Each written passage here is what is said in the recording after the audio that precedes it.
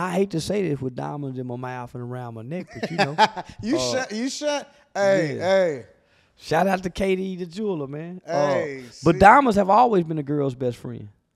Yeah, that's true. So we don't want to be average and normal. I said the normal, average citizen is safe walking around in California. If you tie yourself to our culture, then you're in danger. Well, how do you tie yourself to our culture? What do you look like? What do you sound like? Yeah. But now at this point, they robbing the women sitting out on the patios at the restaurants in Beverly Hills. That's insane. They're robbing the woman with the $10,000, $8,000 Frenchie bulldog, you know, because they know they can sell it for $15,000. LL Cool J, Curtis Blow, Run DMC, Rakim, Ghetto Boys, Rakim, DOS Effects. Man, we can go on and on. Easy, man. Cool Herc. The B-Boys, the man, dancers. Salt and Pepper. MC Light. Say MC Light, man. Jermaine Dupri. Man, you can go on. Man, you can go on and on. Yeah. They did it with no machine. Yeah. City to city, state to state, chitlin circuits, and they made it a internationally world-renowned genre of music. Yeah, that is pretty impressive when you think about it and you break it down from that perspective. World-renowned, homie. Jay-Z couldn't have got to where he at, nigga, where he can control the NFL Super Bowl halftime shows if it wasn't for them dusty, busty rappers. Yeah. Yeah, I agree with you.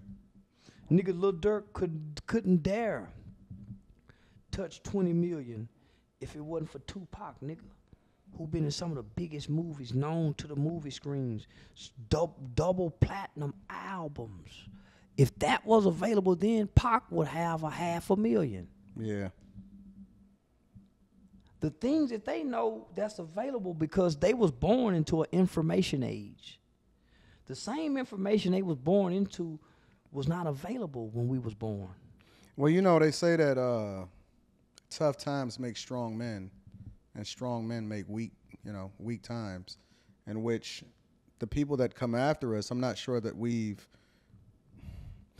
I'm not sure if we put enough into people historically for them to understand where it is that we come from, or the people that before them went through in order for them to get to the spaces that they are. So I'm not even sure that these young kids today that even that even compare some of the artists that they look up to today to some of the ones that went through and blazed the path of yesteryear. I'm not sure that they can even possibly appreciate a Tupac. You know what I'm saying? Because they wasn't around when he was alive. They can't appreciate what LL, went through, and a lot of the different contracts that they was up under and stuff like that. It's not a rapper right now rapping alive today that can make all them women go crazy like LL used to.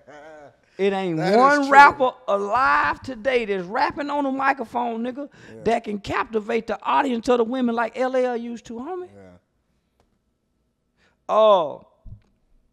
It ain't one, homie, it ain't, man, when you think about MC Hammer, what he tapped into, nigga, MC Hammer was the first rapper to tap into. He still don't get the level of respect. Come on, homie, he was the first one to tap into the commercial industry of a rapper. Remember, they went against him. Tupac, Ice Cube used to bash him because he was commercial. They did, yep. Used to try to shame him. Pac literally said that Hammer was, that he sold out. Yeah, man, they made a whole song about him, homie, because he went commercial. Yeah. Now look at rap's been commercialized. Yep. You are absolutely right. So, nobody, the founders of America, they had no clue what America was going to become. Mm-hmm. We can't call them people dusty. Our grandfathers and them nigga who had tractors, coveralls, but when they died, the family had land. Mm-hmm. Grandmama had a house built. We can't call him dusty, homie, because he didn't go to college. I agree. I agree. I can agree So with that. that's what Ack is doing, homie. He's really spitting in the face of the history of hip hop. Let me pivot for a minute. So obviously we all familiar with what happened with PNB Rock, right? Yeah. But I don't really care as much about that as much. I'm kind of thinking a little bit more along the lines of, is LA and even that area where he went, right? Where he went and ate at, is it really that dangerous? Because it's a lot of people that's just civilians, right? I largely consider myself a civilian. I'm not in the streets. I travel with my wife. I'm just a regular everyday guy. You know what I'm saying? I'm a businessman. I know Detroit. I don't know LA, right? Yeah. I don't know intricately Chicago. I don't know what's happening in certain parts of Atlanta, so on and so forth, right? Yeah. Do you have to really check in and be that aware and have that level of situational awareness in LA or these different cities? Is it becoming that bad from your perspective? No.